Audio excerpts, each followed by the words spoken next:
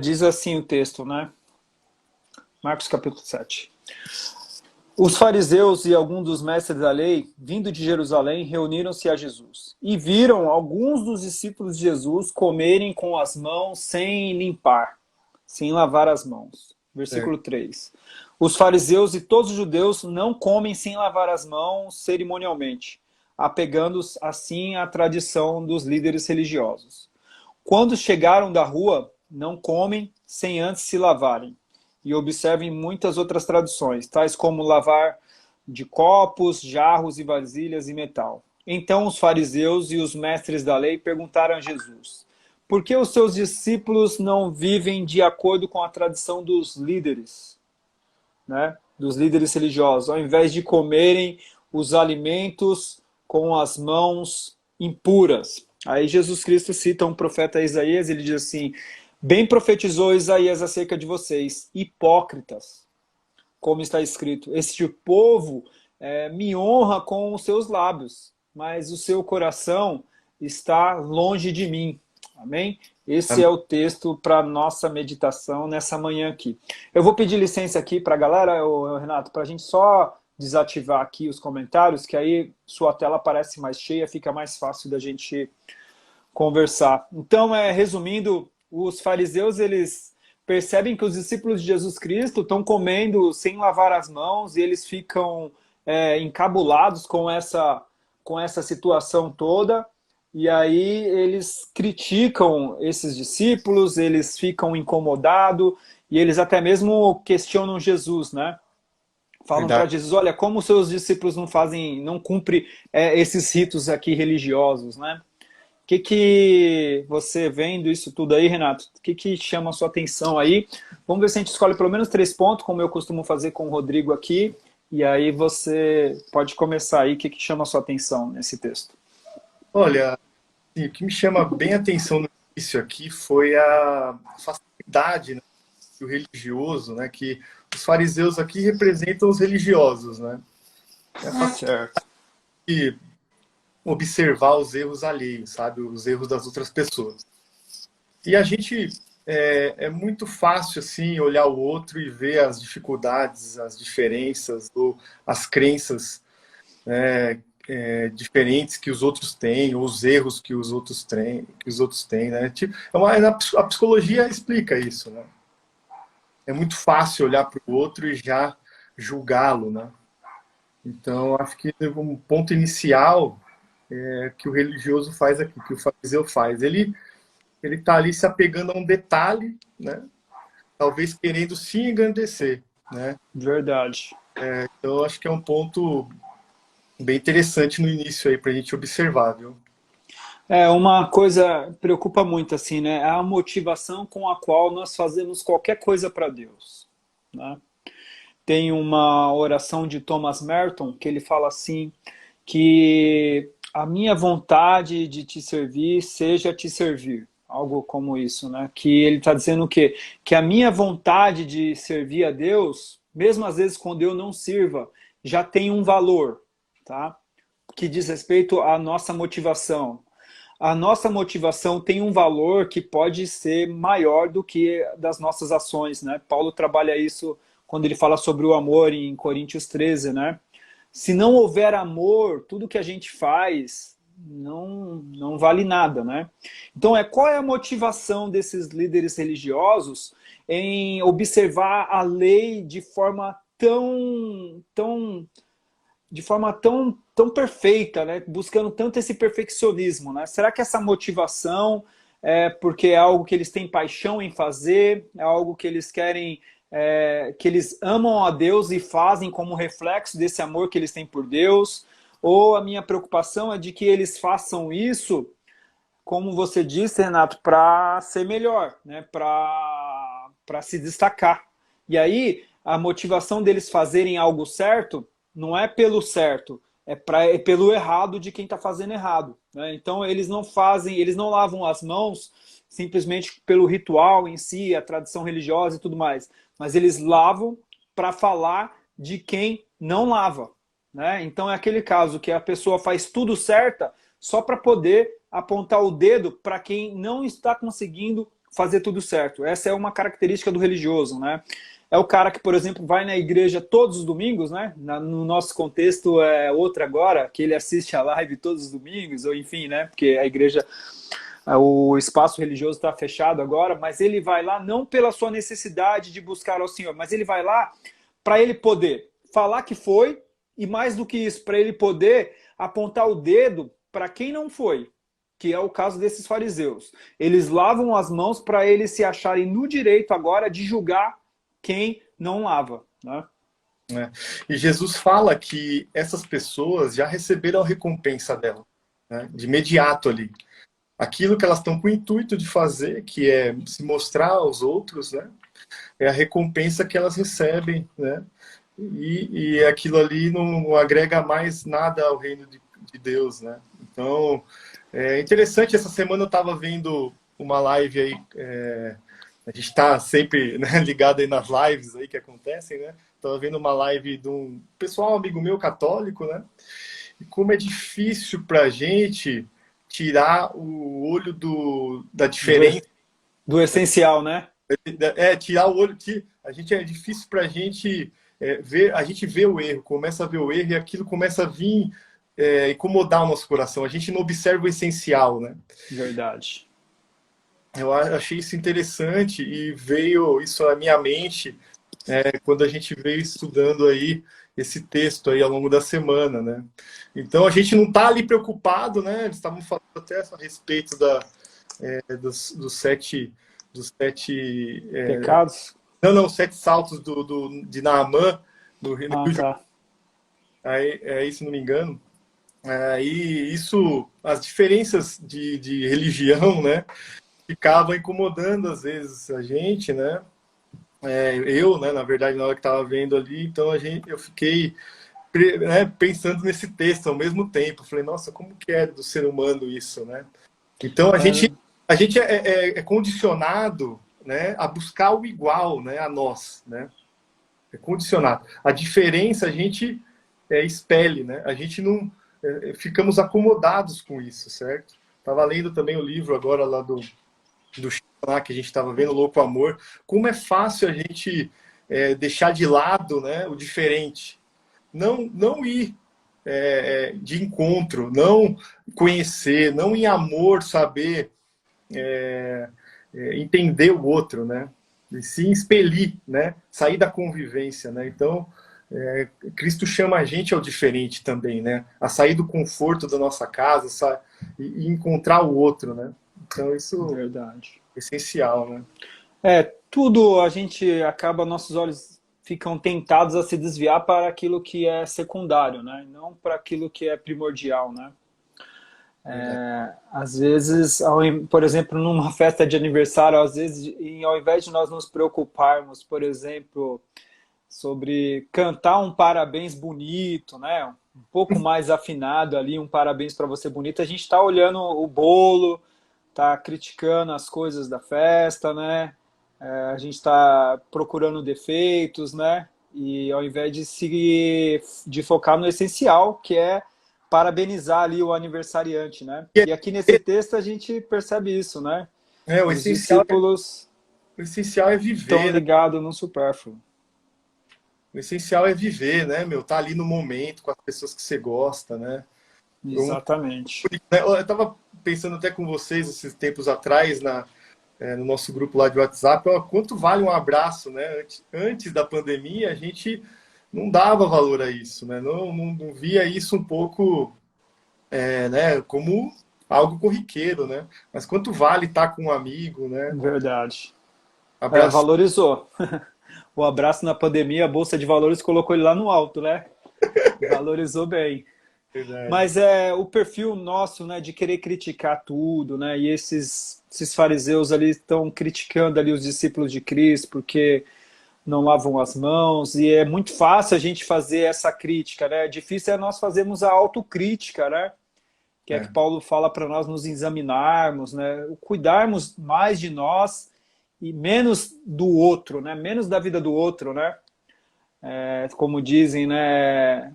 A gente fica muito preocupado com as falhas dos outros, como que as pessoas estão vivendo, porque reconhecer os erros delas não exige de mim responsabilidade, mas impõe responsabilidade sobre elas. Agora, quando eu reconheço as minhas falhas, eu tenho que assumir uma responsabilidade referente a essas falhas e buscar melhorar. Agora, enquanto eu só enxergo a falha dos outros, fica sobre eles a responsabilidade deles serem melhores, né? E não sobre mim, né? E a gente percebe que a gente fica incomodado com o erro dos outros, né? E É, até mesmo o pessoal fala que, não sei se você já ouviu dizer isso, que aquilo que nos irrita nos outros, na verdade, é algo que também está dentro de nós e que nos irrita muito. é. Por exemplo, às vezes você se irrita com a teimosia do seu filho, porque ele é teimoso e tal e tudo mais, mas talvez você se irrita tanto porque você também é teimoso como ele, né? Não Verdade. você, Renato, mas você de uma maneira geral, né? Não que você não seja também, não sei. Tá falando. Mas é isso, né? A gente vê muitos erros nos outros que, na verdade, são erros que estão interiorizados dentro de nós. E a gente não consegue lidar com os nossos. E aí a gente quer que o outro lida com o deles, né? Uma grande hipocrisia, né? Que Jesus Cristo até chama isso tudo de hipocrisia no final, né? Em Mateus 7 ele fala, né, para a gente primeiro tirar, né, tirar a viga do nosso olho, né? A gente fica observando Verdade. nos olhos dos outros, né? E a gente tem que examinar e tirar a nossa trave que está ali. Então, é aquilo que você falou, o que a gente percebe no outro tá dentro da gente, viu? É ali, escondidinho ali, né? Pra gente trabalhar e a gente fica apontando o dedo pro outro, né? Esses fariseus também, eu percebo eles numa constante disputa com Jesus acerca de quem é melhor, sabe? Uhum. Então eles se sentem melhor do que Cristo, e aí uma forma deles enfatizar que eles são melhores é buscando falha nos discípulos de Jesus, né? Então, quando eles estão dizendo assim, ó, os seus discípulos, eles não lavam as mãos para comer, né? Ele está querendo dizer em outras formas, os meus discípulos são melhores do que os seus. Ele está querendo dizer de outras maneiras, né? Eu sou um líder melhor do que você, porque eu, como líder, consigo discipular os meus discípulos. Já os seus discípulos, eles não são tão bem discipulados assim, porque você não é um líder tão bom assim. Eles estão vivendo sem respeitar os ritos religiosos da nossa tradição judaica, né? Então, esse lance de você criticar o outro e de você ver as falhas no outro, tem lá no fundo, tem muita vaidade nisso tudo, né? Se você pensar. Verdade, é hipocrisia, né? É o que Jesus fala ali. A gente está se engrandecendo e fazendo, falando para alguém fazer o que a gente não faz, né? Então, está muito em mostrar o que você não é, né? Então, o religioso é aquele cara que tá ali, né? Mas com o coração totalmente para ele mesmo, né? Tá ali falando que está engrandecendo a Deus, engrandecendo a Cristo, mas na verdade ele está querendo, no íntimo dele, está querendo se engrandecer e sendo melhor do que todos que estão ali, né? Através de ações, de atitudes aí, ele pensa que está agradando a Deus e consegue, né? Consegue algo em favor disso, mas é aquele negócio que a gente estava falando. A religião, né? A religião são as diversas formas do homem buscar, né? Buscar Deus. Então você pode ver que tem milhões aí, milhares de religião no mundo todo, né? Então o formato, é a forma da pessoa entender como ela tem que fazer para chegar a Deus, né? O Evangelho não, o Evangelho é um só, né? O Evangelho é Deus se fazendo homem, alcançando o homem, né? Entendeu? Então o Evangelho é único, exclusivo. A religião não, tem várias, por causa dessa pluralidade das pessoas, da forma delas pensarem, né? De entender algo, né? Como ela tem que fazer para alcançar, como ela entende, né? Então acho que assim, a gente tem que trabalhar muito essa nossa ideia de Deus, né? É O que é verdade. Deus para nós, né? Como ele é trabalhado na nossa cabeça, entendeu? Então a religião, a gente tem que, né, tirar um pouco, se entregar mesmo ao Evangelho, a Cristo, e deixar ele vir até nós e se mostrar, né? Entender Deus como uma pessoa, como alguém que você tem que ter um relacionamento diário, né? Então, isso é importante.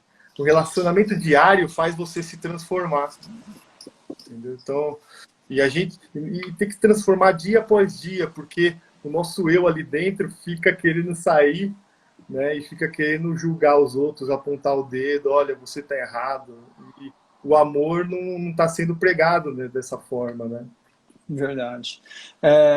Jesus Cristo, assim, a gente percebe isso na leitura dos evangelhos. Ele estava mais preocupado em tirar as pessoas da religião do que daquilo que a gente chama de mundo, sabe? Do pecado e tudo mais. Porque a gente percebe Jesus nesse texto aqui, ele confronta os fariseus, né? Os chamam de hipócrita, em outros textos de sepulcros caiado, e ele está sempre batendo de frente com o fariseu, sabe? E o fariseu, ele representa isso, como você disse, né? Representa toda essa religiosidade. Parece que com aquele cara do mundo, aquele pecador, Jesus Cristo abraça, acolhe, perdoa, mas o fariseu é algo que ele é mais ríspido. Jesus Cristo, ele é mais duro com o religioso, né?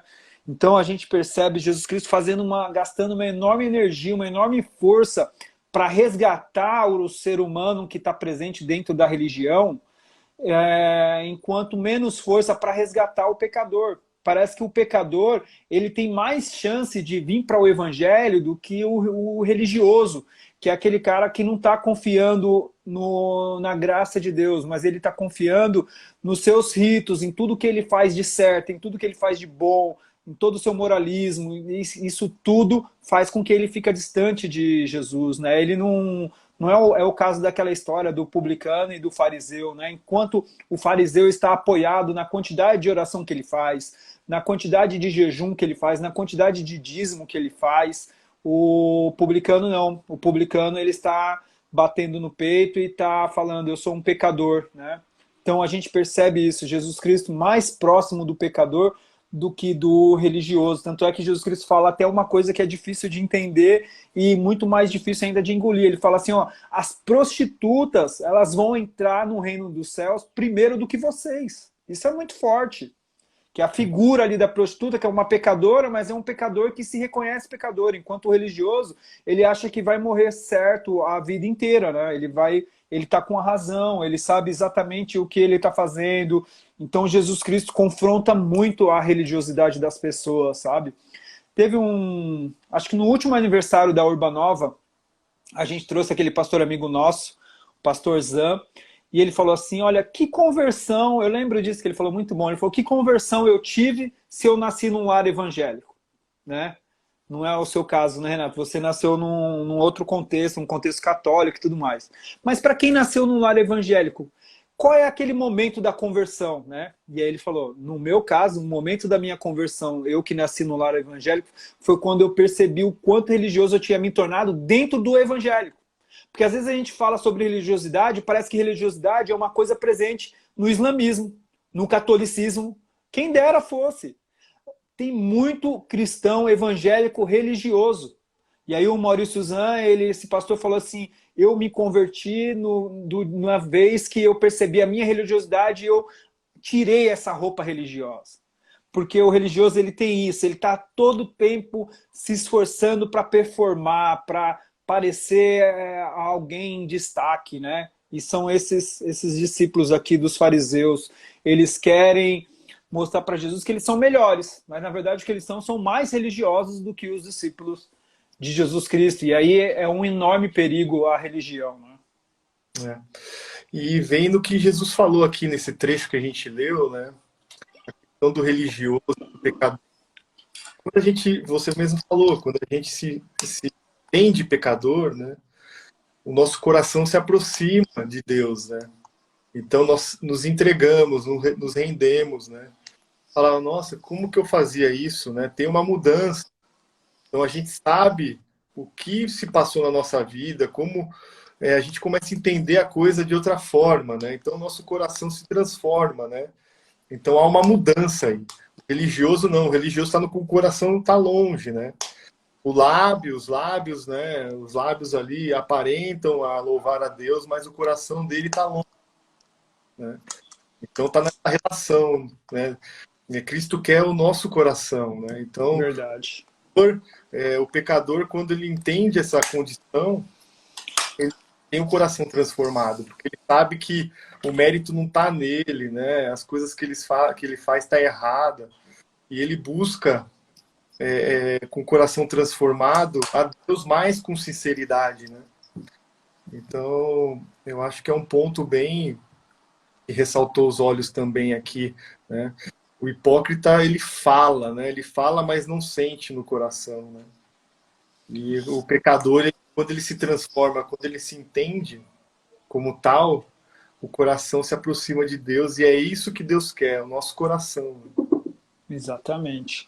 Esses discípulos, esses fariseus, quando eles criticam Jesus, tem toda uma questão de vaidade, como nós falamos, mas assim, ó, eu vejo que às vezes quando nós estamos observando falhas na vida de outras pessoas, de amigos, parentes, tudo mais, e estamos comentando sobre essa crítica, fazendo essa crítica toda, sabe, criticar aos outros é uma maneira injusta de se autoelogiar. Porque é isso que as pessoas estão fazendo quando elas estão reparando na falha dos outros, quando elas estão criticando, colocando defeito, botando defeito nas pessoas, elas estão de uma maneira injusta se autoelogiando, né? E não precisa disso, né? Você não precisa observar que as pessoas não são tão boas assim para você se sentir melhor do que elas, né? Você é um com Cristo, né? O ser humano, ele é um com Jesus. Jesus, ele olha do mundo, ele olha do céu à terra, ele vê uma humanidade, mas ele também vê só um. Ele vê só você, né? Então, às vezes, para as pessoas, nós somos um no meio delas, mas para Cristo nós somos um apesar da multidão, né? A Bíblia diz que Jesus Cristo olha um contingente, mas não vê nenhum indigente. Todo mundo é um, todo mundo ele sabe quem é, ele sabe a identidade de cada um. Então isso que é importante para nós, ter a segurança de que somos amados por Deus e que eu não preciso ser melhor do que o outro, né? Até mesmo na escola, não sei se você fazia isso, Renato, mas eu fazia muitas vezes, né? Por exemplo, a professora entregava a prova no final da aula, aí você pegava a sua prova, sei lá, né? Não sei o seu caso, né? No meu caso era nota 6, vai. Eu sempre estava ali dentro do regular, daquilo que estava o mediano ali, né? E aí qual que era a minha vontade? Encontrar um camarada meu que tinha tirado 8, 7? Não. Eu ia na sala, principalmente quando a minha nota era menor do que 5. Eu rodava a sala inteira buscando alguém com a nota pior que a minha, porque eu precisava me sentir bem, né? Então era isso que eu fazia. E isso daí é uma maneira assim, de a gente ilustrar a questão da religiosidade. O religioso ele está querendo saber sobre alguém que, se ele às vezes lê um capítulo da Bíblia por semana, às vezes ele está querendo saber da vida de alguém para ver se alguém está lendo, se nem está lendo, né? Nem está lendo. O religioso é esse cara que sabe, ó, se você quer identificar um religioso, isso daí também é um outro ato de religiosidade. Mas eu vou ensinar aqui, Renato, vou explicar para você como você identifica um religioso, tá? Isso não é uma coisa que deveria ser dita. Uma pessoa que sabe quanto tempo ela ora por dia, por semana, é um religioso. Porque o religioso, ele está contabilizando tudo que ele faz, sabe? O religioso, ele sabe exatamente quantas vezes ele já leu a Bíblia. Toda ou naquele dia. Porque ele contabiliza isso. Aquele negócio, eu já fui um religioso, eu ainda tenho muita religiosidade dentro de mim, mas eu já pegava o relógio e colocava para despertar depois de 1 hora, para eu ter certeza que eu orei 1 hora. Por que eu queria orar um tempo fechado, exclusivo? Porque eu queria contabilizar isso para eu me sentir bem com as minhas contas, com os créditos que eu estou buscando com Deus, sabe? Uma maneira de identificar um religioso é, ele contabiliza tudo. E a gente percebe isso na figura daquele fariseu que entra no templo. Ele fala direitinho quantas vezes ele jejuma por semana, quantas vezes ele ora por dia, quantos por cento ele dá das suas ofertas e dos seus dízimos, por que ele faz tudo isso e ele sabe exatamente o que ele está fazendo. Porque ele fez para colocar crédito na conta de Deus, né? Mas Deus não tem uma conta que a gente coloca crédito, que depois para ele nos dar alguma coisa, ele debita disso. Nós estamos debaixo da graça e tudo que a gente faz é como se a gente estivesse depositando num saco sem fundo. A gente não tem retorno disso e não podemos fazer buscando ter retorno disso. Nós temos que fazer como quem faz por amor e para Deus. Mas o religioso é esse cara que está percebendo que o outro não lava a mão, né? Às vezes se preocupa mais com o cara que não lava a mão do que com o cara que não tem o que comer no prato, né? Eu lembro uma vez que minha mãe estava assim escandalizada porque tinha visto um casal de homossexual num lugar comum assim. E aí meu irmão falou para ela assim, engraçado, ninguém se escandaliza com um morador na rua pedindo esmola, né? Mas a nossa religiosidade faz a gente se escandalizar com aquilo que é moral, né? Não com aquilo que é social, que é minha responsabilidade a vida do outro. Né? Isso é muito forte. Nós temos que todo dia orar para Deus arrancar essa religiosidade que está presente em cada um de nós. A gente carrega essa religiosidade ainda. A gente tem que, como que eu estava lendo aqui esses dias aqui, com Bonhoeffer, né? Diariamente, né? Colocar nosso eu, né? Todo dia, né? Lembrar da cruz, né? E entender o que foi feito por nós lá, por Cristo, e crucificar nosso eu ali todo dia, porque nós temos essa tendência do se expor, né? Expor o que fazemos, expor o bem que fazemos, né? E assim, Cristo fala para que sua mão direita não saiba o que a esquerda fez, ou vice-versa, né? Vice-versa se você for canhoto, né? Ou vice-versa. Então, é claro que é uma motivação, como você começou ali no início, né? Deus sabe o que está dentro do seu coração. Não adianta você... Tudo bem, tem uma hora que você vai aparecer em algo que você faz, né? Mas isso daí vai deixar a gente... Nossa, será que eu sou religioso? Tá? Eu fico preocupado, não tem que deixar. O que tem que deixar a gente assim, atento é a nossa motivação em fazer as coisas ali. Né? Para que eu faço isso? Né? É para abençoar o outro? É para fazer a obra de Cristo porque eu amo Ele? Ou eu estou fazendo... Ou é para acreditar, né? Ou eu estou fazendo aquilo para postar no Facebook que eu fiz, ou no Instagram? Olha, verdade. Que ajuda sensacional.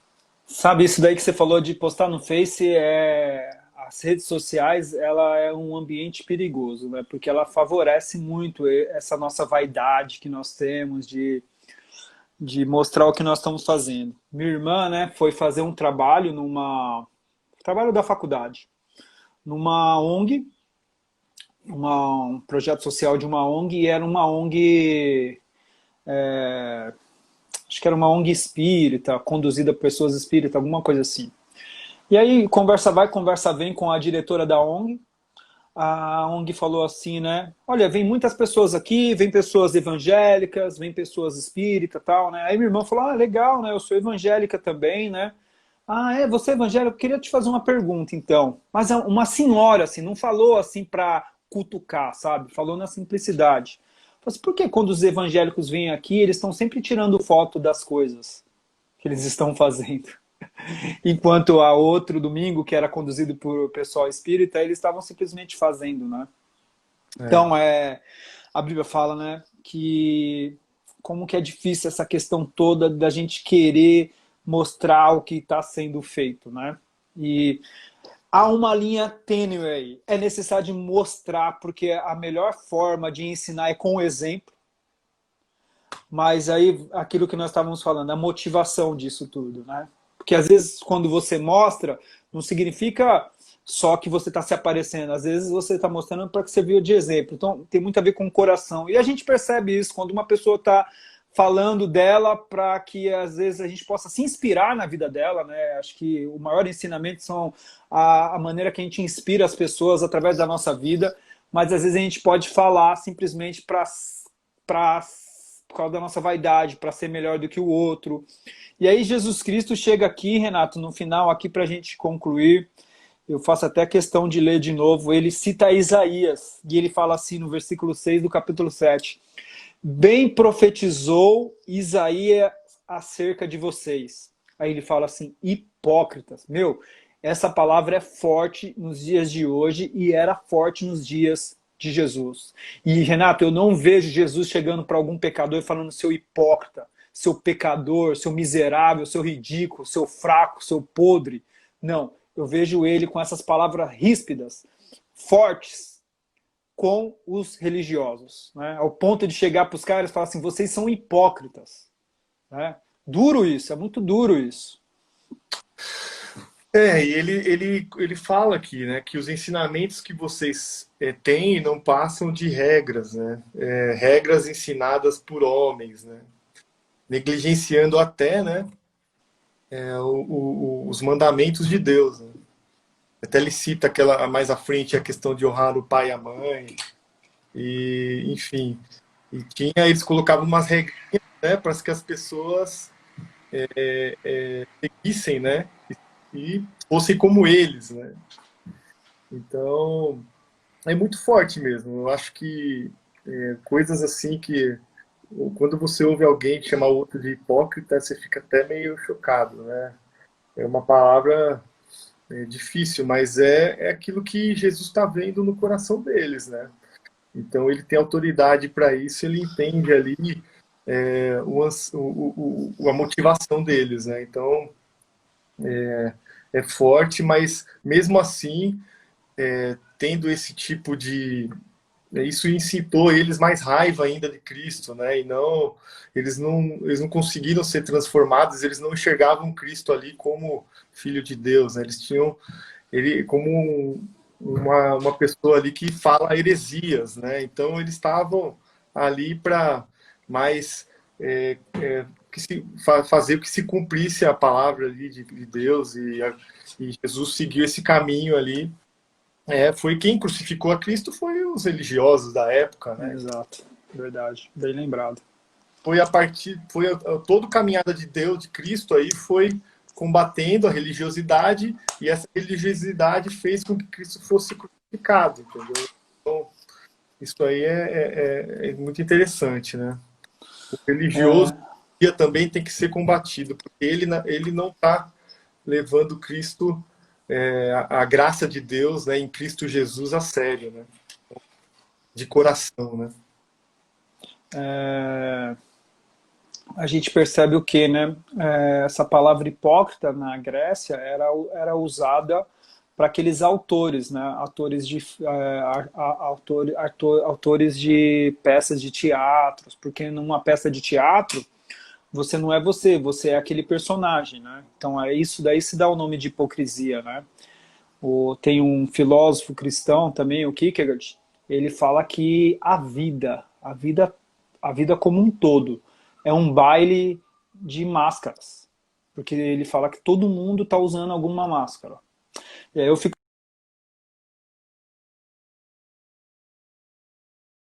sinais, e um dos sinais é o véu do templo que é rasgado. Né? E o que significa o véu do templo que é rasgado? O maior significado de todos é que agora o acesso a Deus, que antes era feito só por um sacerdote, é agora um acesso para todo mundo, né? Que é o sacerdócio universal de todos os crentes que o Lutero ensinou.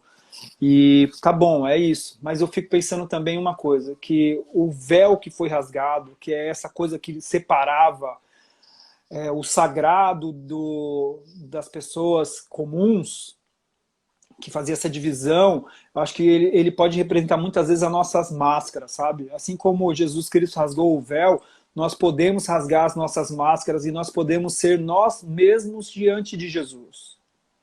Né? Que às vezes até na nossa oração a gente quer se passar por bom. Até na nossa oração a gente quer falar do que a gente fez de perfeito, né? Mas não. Se o véu rasgou, as nossas máscaras podem ser rasgadas e nós podemos ser nós mesmos com Jesus e com o outro, principalmente o outro que está próximo de nós.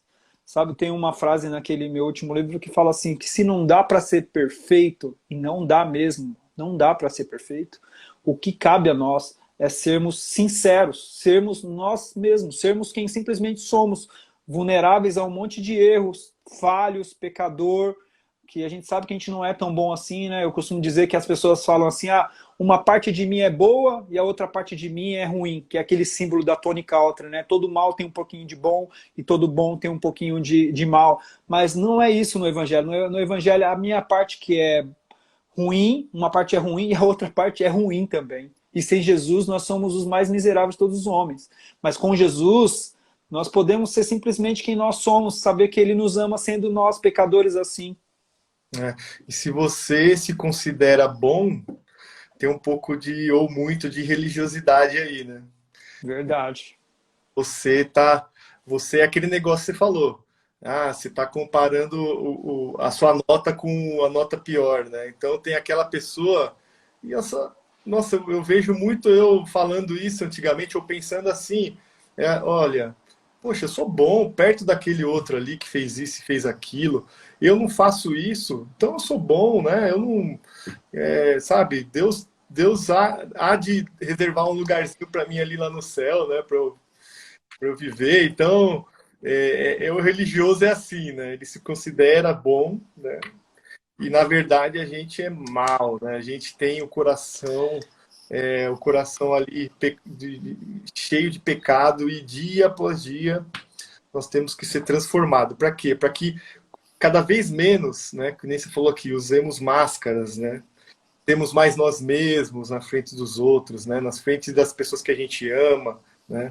Então só o amor mesmo, só a entrega a Cristo mesmo, dia após dia, né? A nossa retribuir o amor que foi nos dado, né? Vai fazer a gente deixar nossas máscaras aí guardadas aí, sermos cada vez mais nós mesmos, né? Né? Como diz o Renato Russo, né, que você gosta também, né? Sempre mais o mesmo, né? Tem um CD com esse nome, né? Se eu não me engano, sempre mais o mesmo. E Renato, assim, é tão difícil lidar com tudo isso, porque se você se acha muito bom, isso não é bom, e se você se acha muito ruim, isso é ruim também. Você pode ser um vaidoso também, falando que você não vale nada, que você não merece nada, que você não é ninguém. Isso daí pode ser pura vaidade, pura hipocrisia também, né? Então, Deus tem que nos colocar nessa linha, uma linha tênue, para a gente conseguir se equilibrar no meio disso. Só Jesus Cristo mesmo para saber tratar o nosso coração, para a gente saber lidar com essa vaidade, com essa religiosidade, com tudo isso, né? Essa questão do mal, né? A gente expôs aqui, mas a gente tem que ter cuidado ao falar isso também, porque as pessoas, como você falou, as pessoas, ela não tem... Para entender isso, tem que ter uma caminhada, né? Então, é difícil mesmo, é uma linha tênue mesmo. Então, Verdade. é assim, meu amigo, é dia após dia ali, refletindo sobre a vida e sobre Cristo, para a gente tentar aí caminhar nessa linha tênue aí, sempre a sombra de Cristo ali, entendeu? Eu acho que Amém. é isso mesmo.